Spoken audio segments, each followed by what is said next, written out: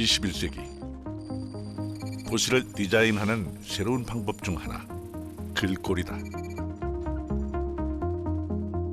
Indeed, without the letters, it's like not an alive city. So the city acts as the vessel of all this text and writings. And フォントって空気のようなもの、空気のように自然にあるものっていうのがフォントなのかなと思っています。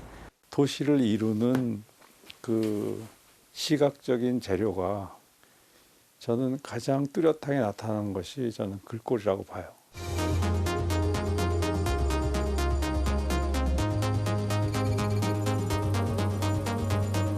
글꼴, 도시를 디자인하다.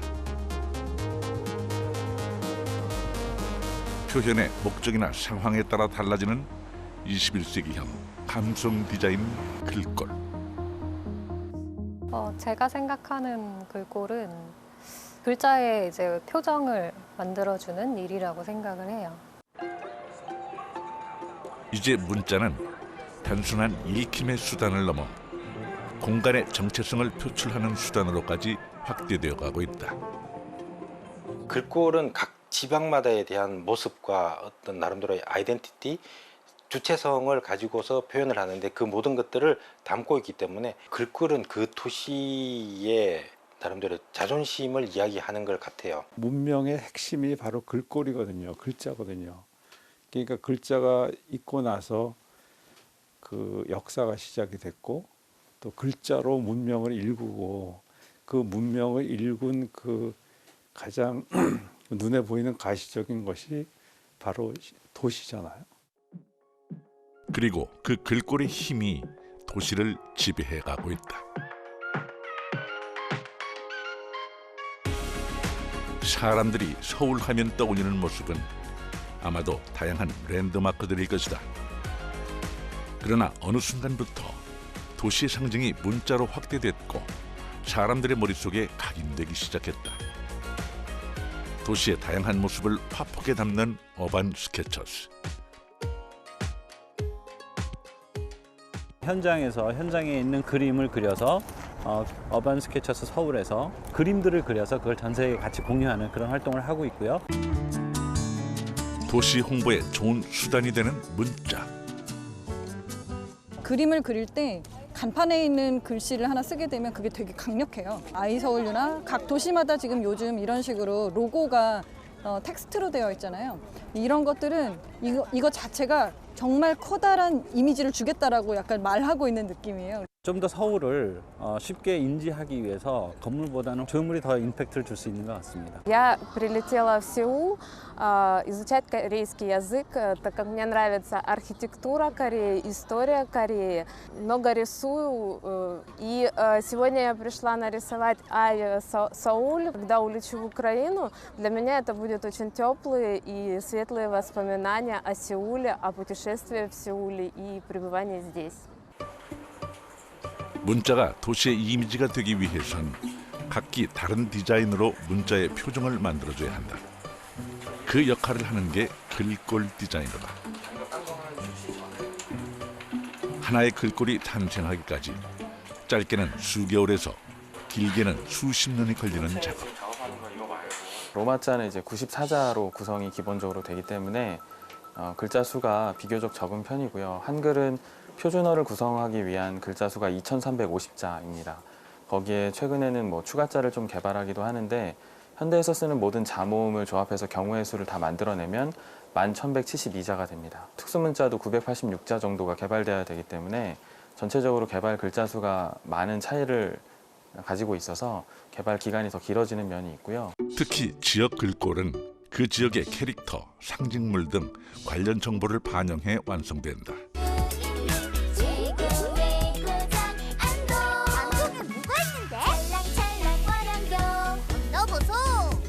서체가 개발되는 과정은 지역 글꼴이라고 해서 특별하게 다르진 않지만 지역의 상징물이나 지역의 역사, 그리고 자연의 어떤 풍광 이런 것들을 좀 담아내기 위해서 지역 문화나 지역 축제 그리고 지역의 상징 같은 것들에 대한 리서치들이 좀 진행이 되고 실제로 서체를 어떻게 활용할지에 대한 예시나 사용처 같은 것들을 좀 연구하는 부분들이 조금 더 다른 면이 있는 것 같습니다. 우리나라에서 지역 글꼴이 처음 소개된 건 20년 전. 본격적인 도시 브랜드로 가치가 매겨지기 시작한 건 서울시를 그 시작으로 보고 있다. 2000년 초반에 전라북도 서체가 가장 처음 시작했던 걸로 알고 그 다음이 이제 김제시요. 김제시 전용 서체가 개발이 됐었는데 그거는 그 로고 타입이 가지고 있는 글씨를 이제 전용 서체로 파생을 한 경우였거든요. 범용적으로 모든 시민한테 이렇게 풀어서 무료로 사용할 수 있게 사용의 편의를 도모한 서체는 서울 서체가 처음이라고 할 수 있습니다. 공공 디자인 영역에서 타이포그래피, 글꼴, 서체에 대한 거는 밖에 나가서 보시면 너무나 많은 정보들을 시민들에게 전달하고 있는데 그 정보를 전달하는 매개체가 바로 글꼴이거든요. 그렇게 서울시는 2007년 글꼴을 개발했고 또 하나의 상징물을 만들어냈다. 저희가 개발하기 전에는 한글 서체의 개발에 대해서 붐이 일어나지 않았었어요. 그래서 영문에 비해서는 한글이 갖고 있는 서체의 수가 너무 작았다고 할 수 있었을 것 같습니다. 근데 이렇게 무료로 저희가 배포를 하지만 정말 고퀄리티의 좋은 서체를 만들어서 배포를 하고 싶었고 서체 개발의 필요성에 대해서 저희가 정말 알리고 싶었던 부분도 있습니다. 서울 글꼴은 크게 명조체 계열인 서울 한강체와 고딕체 계열인 서울 남산체로 나뉘며 총 19종이 개발됐다. 서울 서체 같은 경우는 가장 큰 특징이라고 할 수 있다면 명조 글꼴과 그 고딕 글꼴이 같은 뼈대를 가지고 가요. 지금이야 이런 글꼴이 이제 몇 개 꼽을 수 있는 글꼴들이 있거든요. 근데 그 당시에는 명조체와 고딕체를 같은 뼈대로 가지고 간다는 거는 조금 파격적인 거였거든요. 그러니까 영문 글꼴에서는 라틴에서는 이미 로티스라든지 스칼라라든지 그런 같은 뼈대를 가지고 가는 명조, 고딕의 같은 패밀리군이 있었거든요. 있었는데 그 한글에서는 아직 그런 서체들이 선보이지 않았던 때여서 조금 이제 실험적이었었던 거죠. 서울 서체에 담고 싶었던 것 자체가 서울을 상징하는 도시 브랜드 이미지잖아요. 그래서 두 개를 같이 사용하든 따로 사용하든 같은 통일된 이미지를 구현하는 걸 저희가 정체성으로 정했습니다. 글자와 글자 사이에 여백을 확보해 가독성을 높인 서울 남산체. 정갈하고 간결한 매짐으로 개성을 드러낸 서울 한강체. 젊고 현대적이면서 산뜻한 인상을 주는 게 특징이다. 그렇게 만들어진 글꼴은 서울 곳곳을 물들였고 이후에도 끊임없이 글꼴을 다듬어 갔다. 동 개발을 매년 진행을 했습니다.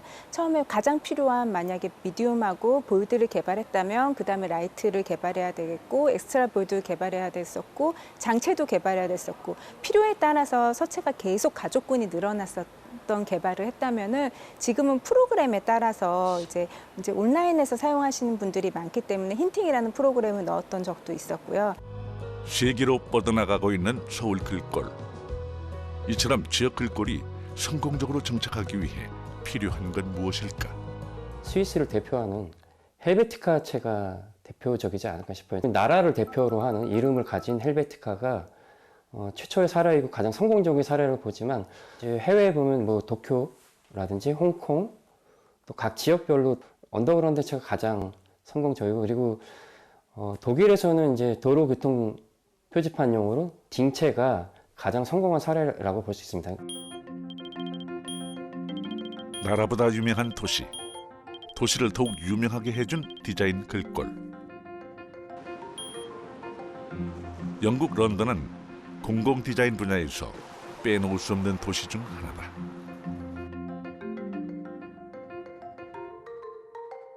특히 런던 지하철은 공공 디자인의 정석이라 극찬을 받으며 런던 하면 가장 먼저 떠오르는 상징이 되었다.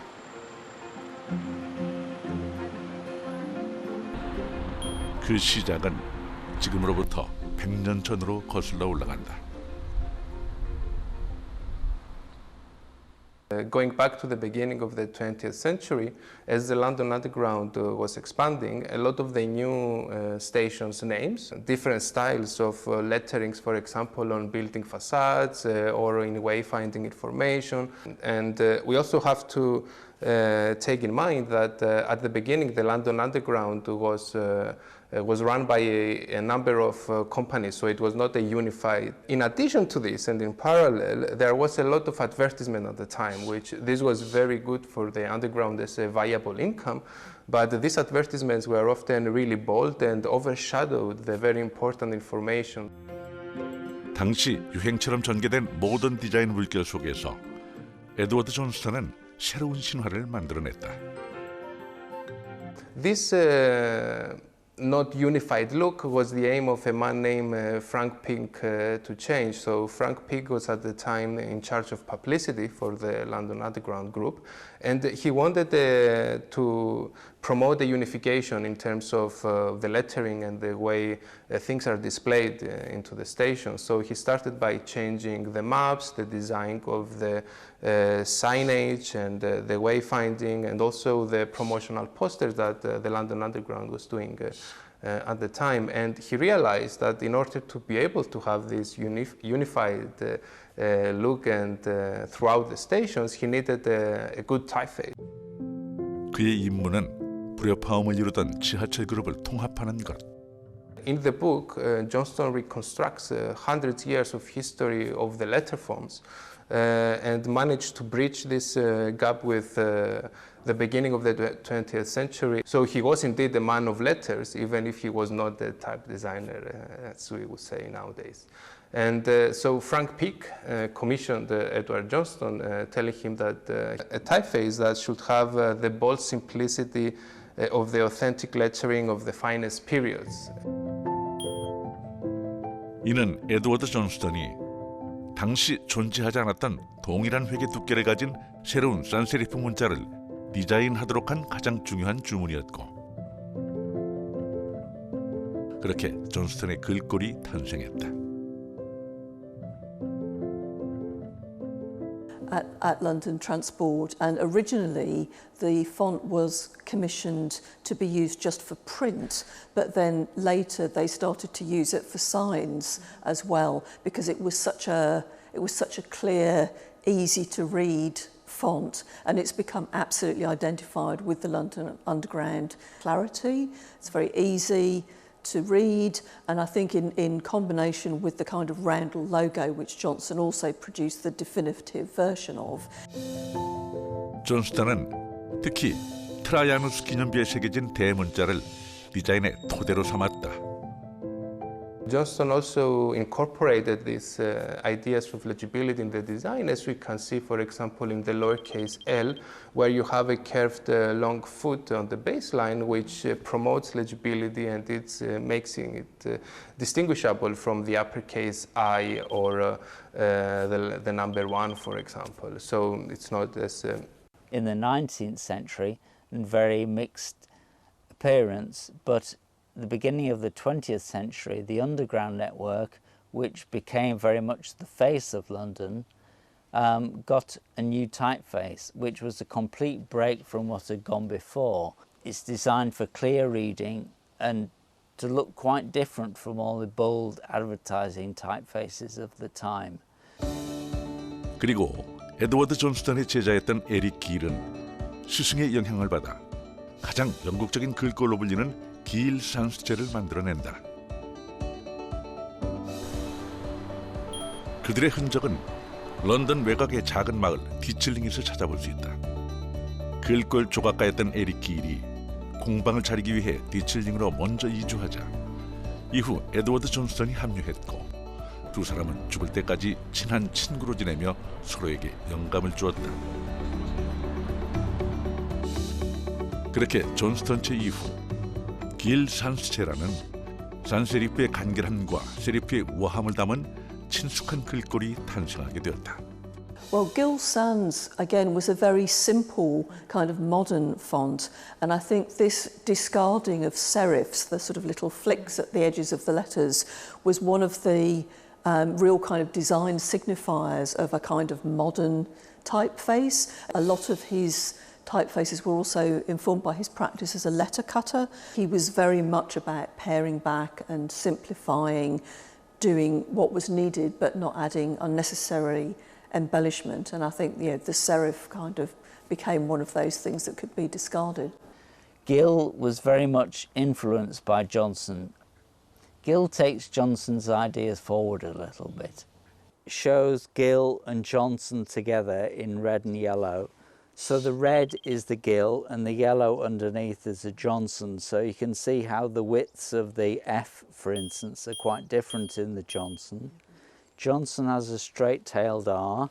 Johnson has quite a different S. It's cut perpendicular to the stem, whereas in Gill it's cut vertically. And see the width of the L. 길 샨스체는 런던과 북동부 철도회사 표준 서체로 사용되면서 많은 인기를 얻었고 현재까지도 가장 널리 쓰이며 영국을 상징하는 글꼴 중 하나가 되었다.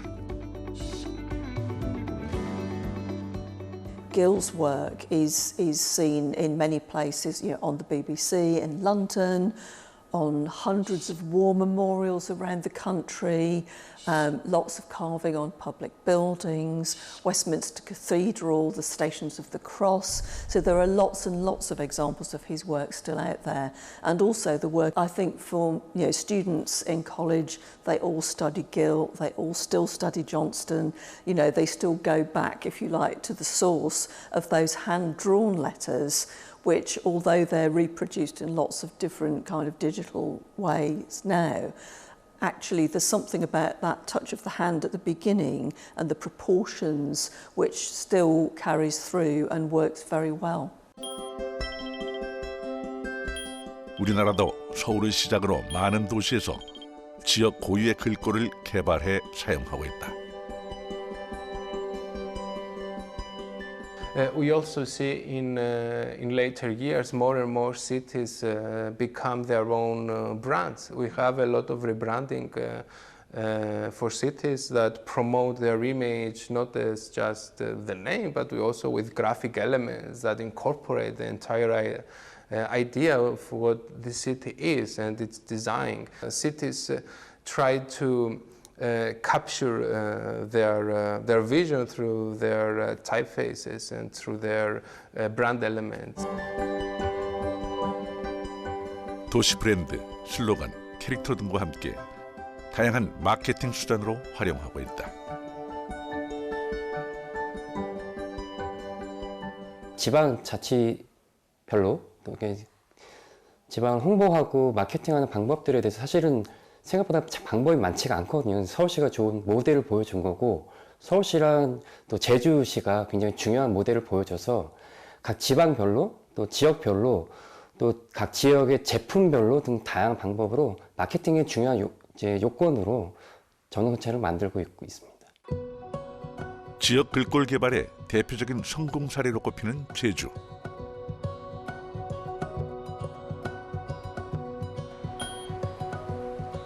제주도는 수많은 기생 화산과 동굴로 이루어진 화산 섬으로 지역 고유의 색이 가장 잘 드러나 있는 곳이기도 하다.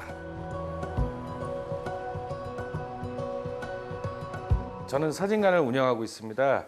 스냅 사진을 찍으면서 손님들에게 스냅 사진 여백에 제주 글꼴을 사용하여 이제 작업을 하고 있습니다. 제주 한라산체 같은 경우는 현무암을 형상해서 만든 거기 때문에 그 글씨체를 이제 설명을 해드리고 거기다가 이제 의미 있는 내용을 적어주면 참 좋아하십니다. 제주라는 느낌이 좀 강하고 되게 한라산보다는 그 현무암의 느낌이 더 강했습니다.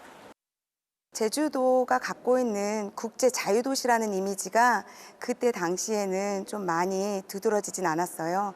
그러다 보니까 제주만의 아이덴티티를 구현하고 제주도민의 그 삶의 질적 향상 그리고 선진화된 문화와 예술, 디자인적 요소를 가미할 때 가장 중요한 핵심인 결국 글꼴에서 시작되지 않을까라고 생각을 했습니다. 그래서 글꼴 디자인으로 도시를 통합시키고 시각적 매체로서 아이덴티티를 구현하는 것이 가장 시급했습니다. 제주도는 영역을 뚜렷하게 구분해 글꼴을 개발했다. 제주 고딕과 제주 명조는 가독성과 판독성을 높여 공공시설 안내판에 사용하고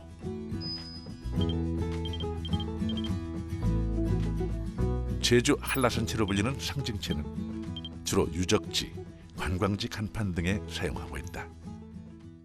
제주 한라산체는 제주도의 고유한 자연 특성, 지질학적 성격을 갖고 있는 현무암을 그대로 담고 있습니다. 현무암 돌에서 느껴지는 우직함, 투박스럽지만 거친 제주도의 삶을 그대로 담고 있다고 보고요. 수많은 관광지에서 어렵지 않게 만나볼 수 있는 제주 글꼴. 특히 개성이 두드러진 제주 한라산체는 거칠고 투박한 제주만의 느낌을 그대로 담고 있어 다양한 공공시설물 제목용으로 사용되며 제주를 알리고 있다. 아무래도 도시만의 느낌이 담겨 있어서 홍보하는 데 도움이 된다고 생각하는데 이거를 좀 더 상품화했을 때 사용하면 더 좋을 것 같다고 생각하고 화산섬으로 이루어진 독특한 자연 유형을 글꼴에 담아내 그 가치가 널리 인정받고 있는 제주 글꼴. 제주 서체가 10년이 넘었고 많은 분들이 알고 계셔서 무리 없이 사용하고 있고 이를테면 손글씨의 그 맛, 질박한 느낌, 제주의 거친 삶, 지금은 모던하고 세련된 이미지가 강조되어 있지만 그래도 제주인만이 느낄 수 있는 그런 이미지가 다분하게 담겨 있어서 제주를 방문하시는 관광객뿐만 아니라 도민들에게도 정서적으로 깊이 다가갔을 거라고 생각합니다. 지역색이 뚜렷한 대한민국 제1의 항구도시 부산. 지리적, 역사적, 문화적 특성이 독특한 지역답게 다양한 글꼴이 도시 곳곳을 메우고 있다.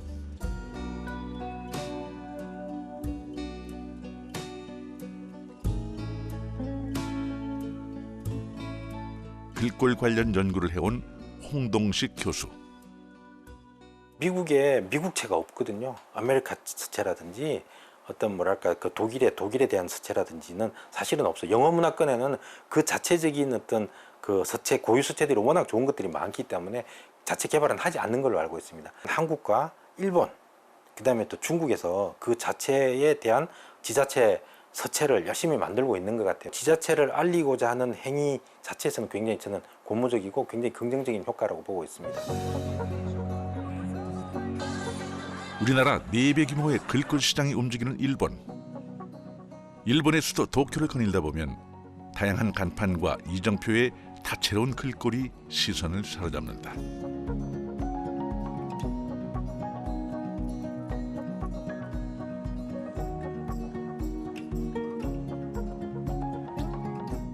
각 지역의 특징을 담은 글꼴은 지자체뿐 아니라 기업을 통해서도 개발되고 있으며 새로운 아이디어와 프로젝트로 다양화되고 있다. 今の日本のフォントの市場規模というのはその具体的に何かこうデータがあったりとかするわけではないのでこう具体的にどれぐらいの規模ですっていうような形でお伝えするのはなかなか難しいんですね。ただその日本だともともと最近でいうと、そのデジタルデバイスですよね。スマートフォン、パソコン、デジタルサイネージみたいなものがかなり普及してきていますので、そういった面でいうと今までこう紙にだけ印刷していたものがこうデジタルデバイスに例えば組み込んだりだとか、あとはそのホームページ上できれいにフォントを表示するためのウェブフォントのサービスであるとか。 글꼴이 디자인으로서 가치를 높이고 도시의 상징이 되기 위해서 필요한 것은 무엇일까?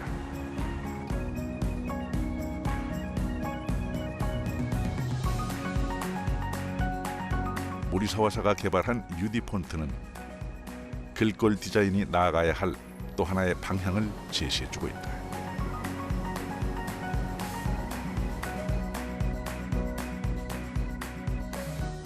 フォントのトレンドはこう時代によって少しずつ変化していくものではあるんですけれども、やっぱり最近だとその日本でもユニバーサルデザインっていう概念がすごく普及してきているので、やはりそのユニバーサルデザインの観点を取り入れた UD フォントっていうのはかなり広く使われるようになってきました。で、特にその公共性の高いところですね、その自治体であるとか公教育機関とか、あとは駅とかそういった公共交通機関みたいなところが最初にまず取り入れたではあるんですけれども、他にも例えば一般企業とかでもたくさん使われていて、弊社が最近ちょっとリサーチしたデータだと日本の日経平均株価っていう株価の指標があるんですけれども、それの指標となっている会社が225社あるんですね。でその会社さんのうちの約9割が弊社の학교와 지자체 등에서 다양하게 활용하고 있는 UD 폰트. 연령이나 장애 여부, 개인의 능력 차이에 관계없이 이용하기 쉽도록 개발되었다는 특징이 있다. Just a moment. Just a moment. How's this? あとはその読み間違いにくいっていうこと、それから文字の形が分かりやすいっていう3つのことをコンセプトにして作られている書体になってます。で、日本の文字っていうのは、他の言語よりも多分その文字数っていうのがすごく多くて、特にそのプロの方が使う文字っていうのは、そうですね、一番多い規格だと2万3000字ぐらいあるんですけれども、その全ての文字がこのコンセプトで統一されて作られている文字になってます。UD 폰트를 지역 글꼴로 활용하고 있는 나라현 이쿠마 씨. 시내 전 초등학교와 중학교에 지역 글꼴로 도입해 활용하고 있을 뿐 아니라 이쿠마 씨의 각종 홍보물에도 적극적으로 사용하고 있다. 自治体では、そうです。全国の広報誌では結構 UD フォントを使ってくださっているところが今増えてきているんですけれども、で、広報誌以外だと例えばその住民の方向けに出す申請書だったりとか、お知らせの文章だったりとかっていうところでも使われていますし、あとはその教育の現場でも使っていただいていて、先生たちが作る資料だったりとかテストとかでも、あとは授業のスライドなどでも活用いただいていたりします。そうですね。あとはその他の教育現場だと実際の小学校とか中学校の教科書でも最近使われ始めていて、UD フォントマークっていうものがあるんですけど、その UD フォントマークがついている教科書っていうのが今すごく増えてきているなって。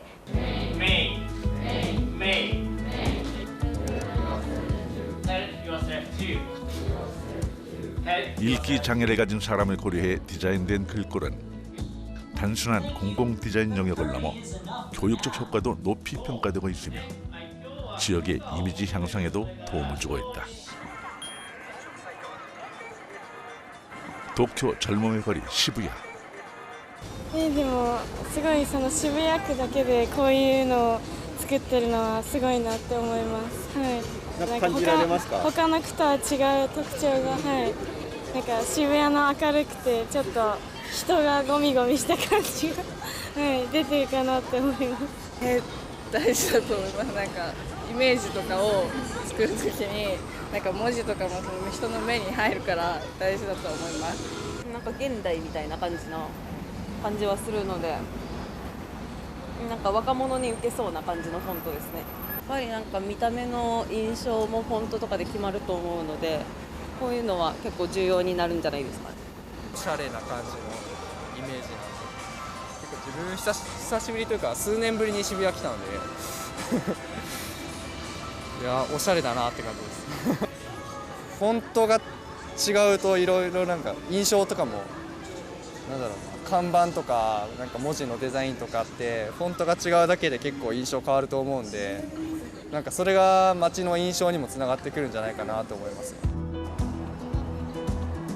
시부야구는 지역 유명세에 비해 대표할 상품이 없어 고민하던 중 시부야 글꼴을 채택해 적극적으로 도입했다.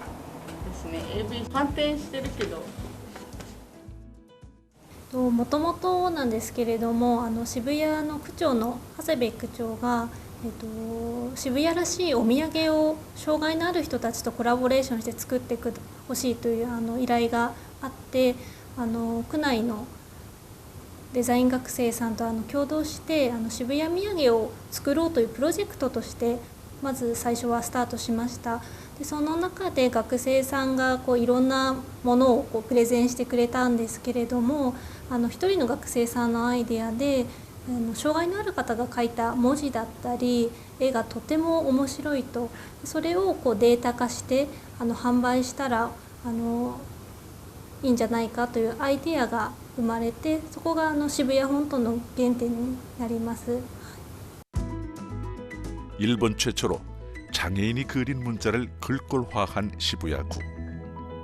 渋谷フォントっていうデザインをパッて見た時にこれが渋谷だっていうのを伝える力はものすごくあるってパッと見て分かるんですよね。なんか渋谷らしさがめちゃくちゃ似ててなんかそうですね渋谷以外の都市でもその街らしさっていうのはああいう形でバッて出てたらすっごいかっこいいだろうなって想像しちゃいますね。こちら階段の入り口の表示なんですけれども文字とこのパターンで渋谷フォントが使用されています。渋谷フォントは文字だけではなくて絵もありますのでこういった形で組み合わせて使用することができます。見えますこの見えてないです。 학생과 복지시설, 기업이 프로젝트에 참여해 효과를 거둔 사례로 그 사회적 가치를 인정받아 2019년 굿 디자인상을 수상했다. で街づくりという意味では単純にビルとかある意味ハードウェアを作るだけじゃなくやっぱり地域の人がどうやってつながっていくかというコミュニティ形成も結構街づくりにおいては重要な要素だと思うんですよね。それが渋谷フォントはまさしく作る人福祉学生教師いろんな人たちが関わり使う人も企業個人の方いろんな多様な人たちが使いうるという意味で渋谷フォントというそういったデータが実は作る側使う側がいろんな人たちが関わり得るという意味でもうそれ自体がコミュニティもなり得るもうひいてはこれ街づくりの大事な要素にもなり得る、そういうふうに思っています。最近ですと企業もコーポレートフォントを作るケースが増えてます。単純にマークではなくフォント自体に企業の理念を埋め込めて、そうすることによっていろんな場面で使われるとフォントならばそういう構図がおそらく都市ブランディングでも今後広がってくると思います。 민간 기업이 시부야 글꼴을 상품에 활용하면 그 사용료가 장애를 가진 이들을 위해 쓰인다는 순기능도 있다. 今採用してくださっているのはマグスタイルさんというバースデーバーという雑貨メーカーさんに採用していただいてエコバッグだったり折りたたみ傘などに展開されています。その他にも渋谷区と関係がある渋谷サービス公社さんでもたくさんグッズの方を制作していただいています。データの使用量なんですけれども製品の販売価格の 6% を渋谷フォントのデータ使用量として収入しています。そのうち手数料を引いた金額を障害のある方たちの工賃に還元させていただいています。 현재 시부야 글꼴은 30개 이상의 회사가 사용하고 있고 작년 기준 약 2천만 엔의 상품 매출을 올리며 큰 호응을 얻고 있다. 確認をしていってください。で、みぞくはですね、昨年渋谷フォント参加してくれて、 또한 시부야구청에서도 직원의 명함과 다양한 인쇄물에 활용하고 있다. ありがとうございます。 施設も使うものでもあるしそれがなおかつ、世の中にも出ていくっていうことでやっぱり施設自身が自分たちの味とかを出していく中で、私が思っていることは施設自身が自分たちの特徴を伝えられる立場になる、そしてそれが受け手が感じ取ること先ほどもそのストーリーを紡ぐことでお互い分かり合えるというかただものを提供するんじゃなくてその裏側のプロセスだったりストーリーもシェアすることでなんて言うんでしょうかね2ウェイができる。だから渋谷フォントではすごい共にコミュニケーションを取りながら作るプロセスを重視していくっていうことを大事にしています。 도쿄 근교의 국제 항만 도시 요코하마시도 글꼴을 활용해 도시 디자인을 성공적으로 재정비한 대표 사례로 꼽힌다. 일본어도 지종 글꼴을 사용했고 영문은 헬베티카, 로티스 등을 사용하며 외국인이 알기 쉬운 사인과 안내 체계를 구축해 도시 이미지 개선에 성공했다. Helvetica is indeed, as everybody knows, the voice of mid-century modernism. Its clarity and its ability to communicate so easily and so clear and so undisrupted from everything around it is what made it so successful. And throughout the years, this is why Charles Nick says Helvetica is like water, because everybody can use it, everywhere you can use it. And what happens is that the typeface itself becomes one with their brands. We have seen Helvetica used for everything. 글꼴이 도시 미관을 바꾸고 새로운 이미지를 만드는 데 큰 역할을 해낸 것이다.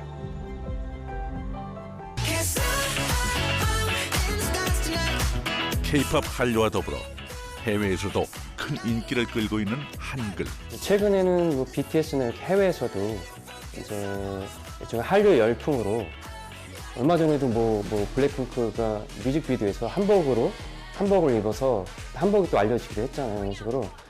이제 한국을 대표하는 어떤 상품, 어떤 가치로서는 홍보하기 가장 좋은 도구가 아닐까 그렇게 봅니다. 그렇다면 오랫동안 사람의 뇌리에 남을 만한 강한 인상의 글꼴을 만들어내기 위해 필요한 건 무엇일까? 언더그라운드 체 같은 경우는 1916년 이때 개발된 걸로 알거든요. 그때 원래는 런던 지하철에 사용이 되려고 개발이 됐던 건데 그게 굉장히 폭발적인 힘을 가지면서 많이 사용이 되었었고 그러면서 나중에 그 수정이 되면서 뉴 존스턴 체로 이름이 바뀌고 2016년 100주년이 되면서 그 서체를 디지털 환경에 맞게 룩은 가지고 가지만 조금의 미세한 수정을 하면서 그 디지털 기기에도 무리가 없게끔 수정이 됐거든요. 그러니까 이거는 굉장히 살아있다는 느낌이 드는 거예요. 100년이 지났어도. 그 글꼴을 지역성과 얼마나 결부시켜 도시 브랜딩화 시킬 수 있을까? 이게 도시 서체가 조금 과장을 하면 너무나 외형적인 좀 더 뭐 어떤 깎고 부드럽게 돌리고 너무 외형적인 치우치는 게 있는데 앞에 말한 언더그라운드나 뭐 헬베티카 이런 딩 이런 거는 가장 사용에 적합한 형태를 띠고 기본 그 골격을 굉장히 탄탄하게 만들어준 사례라고 볼 수 있습니다. 쉽게 말해 오래 써도 질리지가 않은 거죠. 도시 이미지를 인위적으로 치장하고 있진 않은가?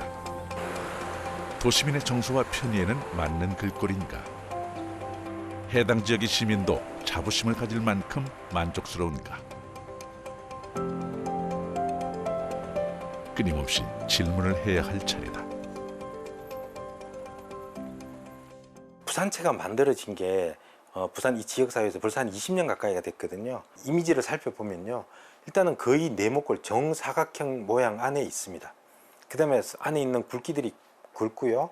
그 다음에 멀리서 봤을 때 가독성이 생각보다 더 떨어지는 편이고 이게 12포인트 이하로 인쇄를 했을 때 글자들이 굉장히 잉크에 묻혀 들어갈 수 있는 요소들이 있고 이런 요소들이 발전돼서 부산의 새로운 서체, 부산체라는 기본을 두면서 새로운 나름대로 부산의 어떤 정체성을 가지고 있는 요소들이 탄생할 수 있는 서체가 되면 정말 더 좋겠습니다.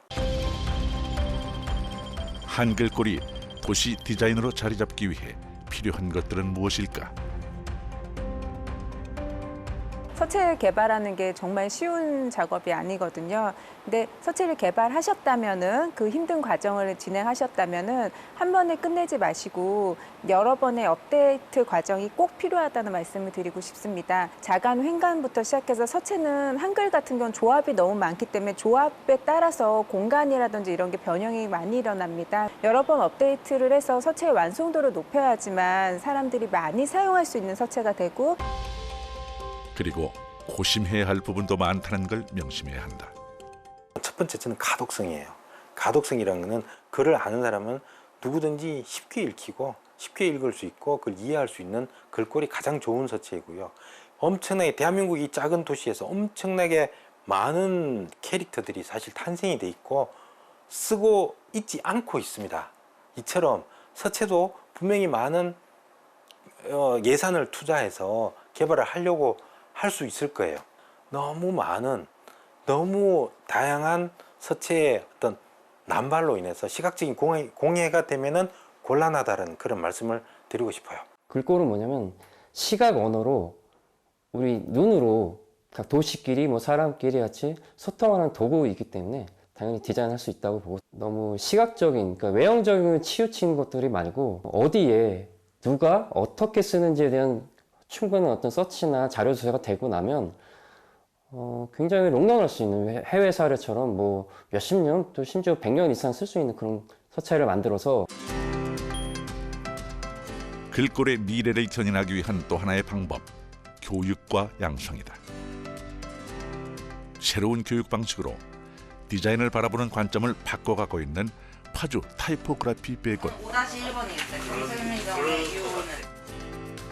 그리고 한글 타이포그래피의 선구자 날개 안상수.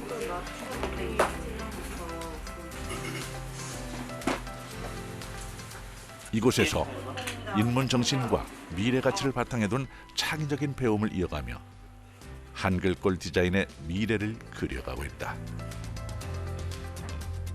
글꼴 디자인을 하는 것은 마치 요리사가 직접 자기가 요리에 쓰일 재료를 기르는 것과 비슷한 것이라고 생각을 합니다. 타이포그래피의 주 재료가 글자이기 때문에 글꼴을 직접 디자인을 해봄으로써 그 자신이 할 작업에 대한 그런 새로운 영감을 받을 수도 있고, 그리고 또 우리가 생각하지 못했었던 새로운 작업이 탄생을 할 수도 있겠죠. 가장 인상적이었던 것은 어떤 음양오행이나 어떤 동양의 철학 같은 것들이 이 한글을 만들 때 어떤 토대가 되었고 그 뼈대가 된 것이 좀 흥미로웠어요. 한 사람이 이 모든 것들을 만들어내는 게 아니잖아요. 도시에 있는 간판이라든지 아니면 표지판이라든지 그게 여러 사람들이 덧대어져서 만들어지는 건데, 그런 어떤 조각들이 좀 모여져서 하나의 형태가 되었을 때 그걸 크게 보면은 디자인이라고 말할 수 있지 않을까? 한글은 굉장히 체계적인 문자이고, 그리고 닷소리와 홀소리가 만나서 하나의 소리를 이루는 체계가 아주 명확하게 규정돼 있거든요. 근데 그 부분이 가장 다른 문자와 다른 특징이라고 할 수 있고요. 글자가 담기는 실제 그 기호에서 조금 더 구체적인 이야기를 할 수 있는, 뭐 밝은 모습이나 아니면 좀 진중한 모습이나, 그리고 각각의 개성을 만들어주는 일이 이제 글꼴 디자인이라고 생각합니다. 글꼴 디자인 기업도 다양한 방식으로 우리의 글꼴 디자인 미래를 이끌고 있다. 대학생이나 사회 초년생 디자이너들 대상으로 일종의 서포터즈가 있어요. 그래서 거기를 통해서 윤디자인에서 바라는 것들, 윤디자인에서 어떤 서체가 나오면 좋은 것들, 아니면 스스로 본인들이 다른 것도 많이 써봤는데 이런 것들이 너무 좋아서 그런 류의 서체가 윤에서도 나왔으면 좋겠다, 그런 유대 관계를 계속 이어가고 있습니다. 손글씨가 전부였던 시절부터 휴대전화로도 글을 전달하게 된 현재까지 더디게 변화해온 한글 글꼴. 글씨가 주는 힘은 사실은 되게 큰 것 같아요. 그게 그 도시를 점점 상징하는 것으로 아마 사진도 훨씬 많이 올라올 것이고, 최근에는 그림, 어반 스케쳐들은 이제 전 세계에서 그리니까 그런 그림에도 자주 등장하고요. 100년이 넘은 로마자 글꼴보다 짧은 역사이기에 한글꼴이 공공 디자인으로 자리 잡을 때까지는 더 많은 시간이 필요할지도 모른다. 지자체에서 개발하는 것은 당연히 그 도시에 대한 재미있는 이야기와 스토리가 녹아 있고 그 지자체에 대한 아이덴티티가 들어가 있게 만든다는 것, 이게 굉장히 독특한 하나의 프로젝트가 되는 거죠. 우리의 소중한 자산인 한글. 그래서 아직 못 찾거나 안 나온 거지 영문이나 한자에 비해 못하는진 않고 좀 가능성은 정말 충분하다고 보겠습니다. 그런 노력을 이제 폰트 디자이너도 뭐 디자이너들 충분히 해야 되지 않을까. 그 무한한 가능성은 디자이너와 지자체의 노력으로 하나씩 증명돼 가고 있다. 도시를 걷다 보면 많은 것들을 만나게 되지요. 빌딩, 숲, 사람들. 그 사이에 저희 눈을 끄는 것이 하나가 있다면 바로 글꼴이라고 생각해요. 도시가 글꼴을 만드는 건 너무 당연한 거 아닐까요? 한글은 정말 아름다운 서체라고 생각합니다. 그리고 정말 오래전에 개발된 거에 비해서 너무 모던한 글자체고 아름다운 서체인데 너무 개발 단계가 어렵기 때문에 관심 밖에 있어서 다양한 서체들이 개발되지 않았던 거에 대한 아쉬움이 굉장히 컸습니다. 많은 스타트업 기업이라든지 다양한 방송국이라든지 사용하시면서 이제 서체를 통해서 꿈을 펼쳐나가시는 분들이 한테 좀 더 좋은 리소스가 될 수 있었으면 좋겠다는 생각을 합니다. 다양한 사람들이 있고 그런 다양한 사람을 표현할 수 있는 그냥 그 글꼴 가족의 체계를 잘 만든다면 훨씬 더 다채롭게 도시를 표현할 수 있을 것 같아요.